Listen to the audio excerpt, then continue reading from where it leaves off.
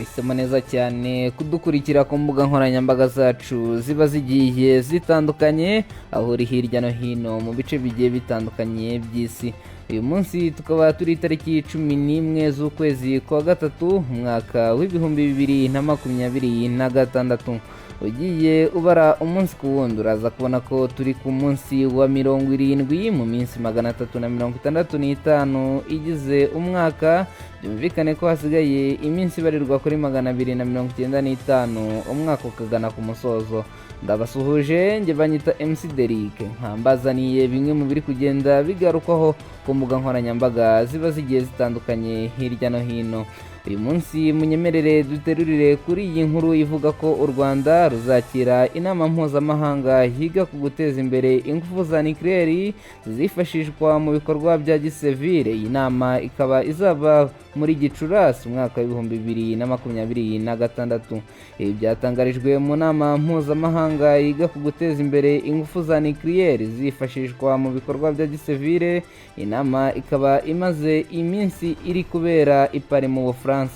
Muri iyi nama Perezida Paul Kagame yagaragaje ko u Rwanda rukeneye inganda za nucleaire kuko mu myaka iri imbere ruzakenera umuriro w'amashanyarazi mwinshi uzajya rukoresha. Yasobanuriye abo mu nzego zitandukanye bitabiriye inama ko u Rwanda rushaka kuba igihugu giteye imbere mu mwaka w'ibihumbi 2050. Tukivuga kuri iyi nama n'ubundi yabereye mu Bufaransa, Perezida wa Repubulika y'u Rwanda Paul Kagame yagiranye ibiganiro na mugenzi we w'Ubufaransa Emmanuel Macron, byagarutse ku mutekano mu karere n'umubano w'ibihugu byombi. Aba bakuru b'ibihugu bombi bahuriye i Paris mu Bufaransa, aho bari bitabiriye inama mpuzamahanga ya kabiri yiga ku ikoreshwa ry'ingufu za nucleaire zifashishwa mu bikorwa bya gisivile. Ibiro by'umukuru w'igihugu Village Urugwiro byatangaje ko Perezida Paul Kagame na Emmanuel Macron baganiriye ku mubano ukomeye kandi utanga umusaruro urangwa hagati y'Ubufaransa ndetse n'u Rwanda, ndetse banungurana ibitekerezo ku miterere y'umutekano mu karere, harimo n'imbaraga zikomeje gushyirwa mu gushaka ibisubizo birambye. Perezida Kagame yaherukaga mu Bufaransa muri Gicurasi 2025 ubwo yari yatumiwe na mugenzi we mu biganiro byari bigamije guhuza u Rwanda ndetse na Repubulika Iharanira Demokarasi ya Kongo kugira ngo hashakirwe umuti urambye ku bibazo by'umutekano muke mu burasirazuba bwa Repubulika Iharanira Demokarasi ya Kongo. Munyemerere amakuru yacu tuyakomereze mu mujyi wa Kigali, aho umugororwa yagerageje gutorokera mu bwiherero afatwa n'abaturage. Umuvugizi w'urwego rw'u Rwanda rushinzwe igorora RCS CSP Sengabo Hilary Emmanuel yatangaje ko hari umugororwa wagerageje gucika abacungagereza ku rukiko rwisumbuye rw'i Nyamirambo, gusa yaje gufatwa n'abaturage.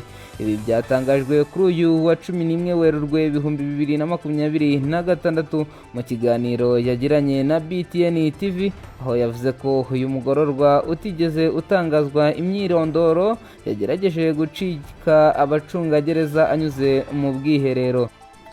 CSP Sengabo yagaragaje ko ibyo byabaye ubwo umucungagereza yarajyanye abagororwa mu bwiherero, gusa umwe muri bo yahise avamo asimbuka ubwo bwiherero ahita atoroka uwari umurinze. Yavuze ko nyuma yo gucika uwo mucungagereza yitabaje inzego za polisi zafatanyije n'abaturage mu gufata uyu mugororwa. Ati nyuma yo gucika uwo mucungagereza yitabaje inzego za polisi zari ziri aho hafi ndetse n'abaturage bose bakorera hamwe baramugarura. CSP Sengabo yavuze ko icyo gikorwa cyo gufata uyu mugororwa cyagenze neza kuko nta muntu wigeze agiriramo ikibazo cyangwa ngo ahakomerekere. Tugikomeje amakuru yacu, reka tunyarukire mu karere ka Musanze, aho bamwe mu bagabo bo mu karere ka Musanze bashyizwe mu majwi kubera gutiza umurindi igwingira bitewe no kutita ku gutegurira abana babo indyo yuzuye. byagarutsweho mu gikorwa cy'ubukangurambaga bwo kurwanya imirire mibi n'igwingira mu bana bato kizamara icyumweru. Ubukangurambaga bugamije kwita ku mikurire y'umwana. Insanganyamatsiko ikaba igira iti duhurire mu muryango tujyanemo. Umubyeyi witwa Nyiramugisha Judith avuga ko hakiri abagabo bumva ko gutegura indyo yuzuye ngo bagaburire abana ari inshingano z'abagore gusa, ku buryo ngo bashobora kwirirwana n'abana maze abana bakirirwa ubusa.